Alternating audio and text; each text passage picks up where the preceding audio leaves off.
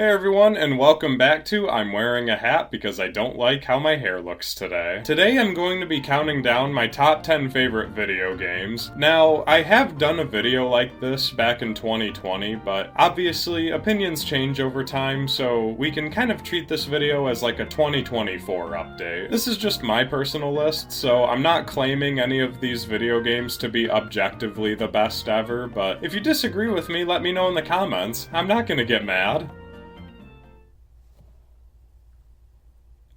So let's just jump into it. Starting us off at number 10, we have Cave Story. I feel like this game doesn't get enough love because it is just so much fun. The premise is you play as a robot and you have to explore a floating island in the sky while trying to save its inhabitants from an evil doctor. Throughout the game, you get a bunch of different weapons and some very interesting collectibles. For example, you can literally get a pair of panties in a secret area, and if you sleep in the same bed as another character, you'll wake up to find their lipstick in your inventory. Cave Story also has a really cool plot and characters, so make sure you read the dialogue while playing through the game. Additionally, there are 3 different endings, and as the kids would say nowadays, the soundtrack absolutely slaps. In the number 9 spot is Portal 2. Portal 2 is a big improvement on the first installment, and it's probably my favorite puzzle platformer of all time. The game included a lot of new features and mechanics, making the test chambers even more satisfying to solve. They also added some new characters like Wheatley and Cave Johnson to make the story more interesting and to expand on the lore of the series. Portal 2 also has really funny humor, despite taking place in an eerie and dilapidated setting. Do you understand what I'm saying at all? Does any of this make any sense? Just tell me, just say yes. Okay, what you're doing there is jumping. You just jumped. Congratulations! The simple fact that you're standing here listening to me means you've made a glorious contribution to science. And as a Michigander, I really appreciate Aperture Science being located in the UP. I also recently found out there's a fan-made mod called Portal Revolution, which takes place before Portal 2. And Portal fans know this will probably be the closest thing we ever get to Portal 3. At number 8, I have Pokemon Mystery Dungeon Red Rescue Team.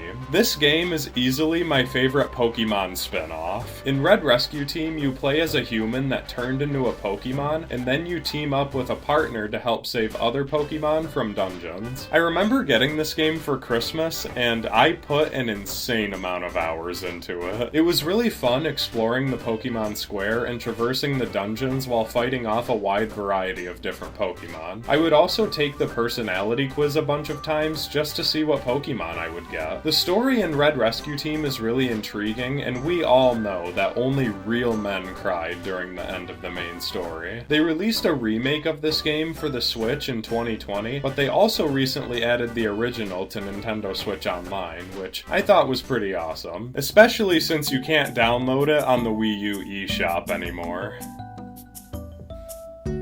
Rest in peace. At number 7 is Pokemon Leaf Green version. It's a little hard for me to say a lot about why I like this game so much, but simply put, it's just a comfort game for me. I've played through the Kanto region a countless amount of times, so Leaf Green kind of serves as a way for me to just turn off my brain and play Pokemon. I mainly like to replay it so I can create new and unique teams to see if I can take down the Elite Four. It was also the first game I ever completed a hardcore Nuzlocke for, which I did upload to my channel, so feel free to check that out. Lastly, Leaf Green version is a very nostalgic game for me. I have very fond memories of playing Fire Red and Leaf Green with my cousins, and it just brings me back to a simpler time. Coming in at number 6 is The Legend of Zelda: Tears of the Kingdom. You might have been able to guess this game would be on my list because of the poster you can see behind me, but to be fair, I probably would have bought it regardless because I just thought it looked cool. I almost didn't even get the game when it launched, but as soon as I started seeing a bunch of clips online like this,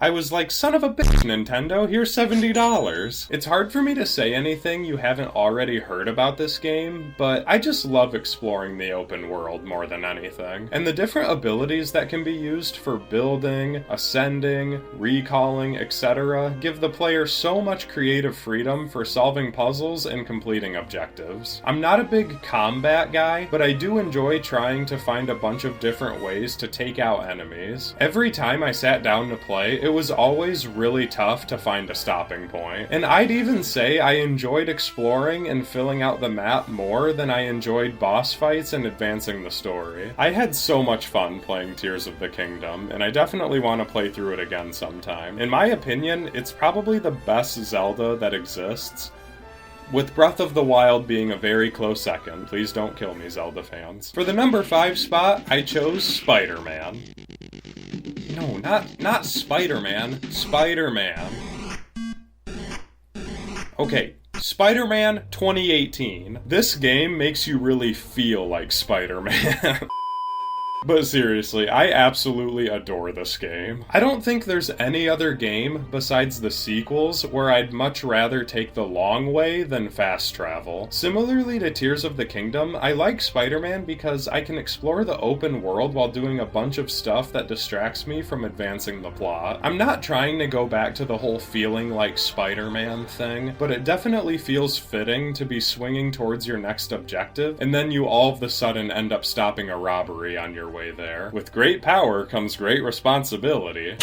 Spider-Man has a really good story, and I think it would make for an entertaining movie. It's also really fun to fight all the different villains and utilize all of Spidey's gadgets you unlock throughout the game. And unsurprisingly, the only thing about Spider-Man I consistently hate is whenever I have to play as Mary Jane. If I'm allowed to skip the monotonous puzzles, I should be allowed to skip the MJ parts too. At number 4, I have Mario Kart 8 Deluxe. In my previous top 10 video, I actually had Mario Kart as a series on my list instead of a specific game, but it's pretty clear to me what my favorite Mario Kart is now. While I do look back on Wii and Double Dash very fondly, 8 Deluxe is the definitive Mario Kart right now, especially after the Booster Course Pass was fully released. Personally, I like Mario Kart because it's my favorite multiplayer game, and I will admit, most of the people I play with aren't as good as me, so it's fun to win a majority of the time. But when I play online races, I'm humbled immediately by some random Japanese guy using tilt controls. Mario Kart is just a staple, and I can't ever picture myself owning a Nintendo console without also having its respective Mario Kart entry. But like I said, Mario Kart 8 Deluxe is the definitive game in the series right now. But a quick shout out to the original Mario Kart 8 for helping me get into a Zach Scott Games video. This guy's doing good.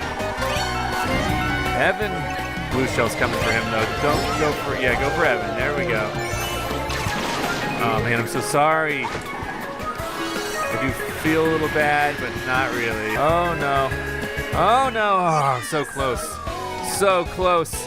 Evan almost got to me. Coming in at number 3 is Super Mario Sunshine, and I love this game so much. It could have easily been higher on this list. Yes, Sunshine does have its fair share of glitches, and it forces you to play most of the levels in order, but Isle Delfino is probably my favorite world to explore in any video game. The tropical weather, the music, and being able to see other levels in the distance makes Mario Sunshine such a relaxing game to play. It's also really satisfying to clean up the goop with FLUDD, and watching Delfino Plaza get brighter and brighter as you collect more shine sprites. And despite Super Mario 3D All-Stars not living up to expectations, I was so happy to get Sunshine on the Switch. In all honesty, it's the only reason I even bought the collection. I also managed to finally 100% the game, which I'm way too proud about. And those of you who have heard me talk about Sunshine before will also know that it was actually the very first game that I ever watched a gameplay for on YouTube, so it basically introduced me to Let's Plays. At number 2, I have Pokemon Sapphire version. My favorite Pokemon region is always going to be Hoenn, and this is the game that introduced me to it. Despite Red version technically being my first Pokemon game, Sapphire was the first that I was heavily invested in. I put tons of hours into Sapphire. mostly because I didn't know what I was doing, but I still enjoyed every minute of it. Just traveling through Hoenn while listening to the music, battling trainers, catching new Pokemon, competing in the contests. It was so fun and made every car ride fly by. And I still think Ruby, Sapphire, and Emerald are all beautiful games. I started with Torchic and managed to make it all the way to the end of the game and become the champion. And after a very long process, my same exact starter Pokemon is now hanging out on my Shining Pearl version. It's safe to say I'm never gonna be able to part ways with my original cartridge. This thing may be small, but it was a huge part of my childhood. For the number 1 spot, we technically have 2 games, Super Mario Galaxy and Super Mario Galaxy 2. I would say I like the sequel a little bit better overall, but the Galaxy series is basically a 2-course meal. They both play the same, and Galaxy 2 was initially going to be an updated version of the original before Nintendo decided to just make it into its own game. It says a lot that the Galaxy series is my favorite because I really don't care for motion controls, but flicking the Wii remote to spin and using the cursor to collect star bits feels like second nature at this point. My favorite parts of the Galaxy games are easily the wide variety of different galaxies to explore, along with the amazing orchestrated soundtrack. There's also so many cool power-ups to use. My personal favorite is the Cloud Flower from Galaxy 2, but my least favorite is definitely the Spring Mushroom, and it's not even close. And shout out to my man Yoshi. He was an amazing addition to the series. As much as I love all the other games on my list, Super Mario Galaxy and Super Mario Galaxy 2 had to take the top spot, and I really hope we could get Super Mario Galaxy 3 in the future. So, ladies and gentlemen, there you have it. My top 10 favorite video games. My list didn't change a ton from 2020. I mean, it changed enough to the point where I felt a 2024 update was worth posting. And who knows, maybe in 4 more years I'll do another update. But if you want to tell me what some of your favorite video games are, let me know in the comments. I mean, heck, make your own top 10 lists down there. As you probably noticed from my list, I really like Nintendo. And I actually made a video where I challenged myself to lose weight using only Nintendo games from 2009, so go check that out if you want. I really appreciate you all watching, so if you want to get updates on when I upload in the future, go ahead and subscribe, and I'll see you all next time, so stay tuned for more.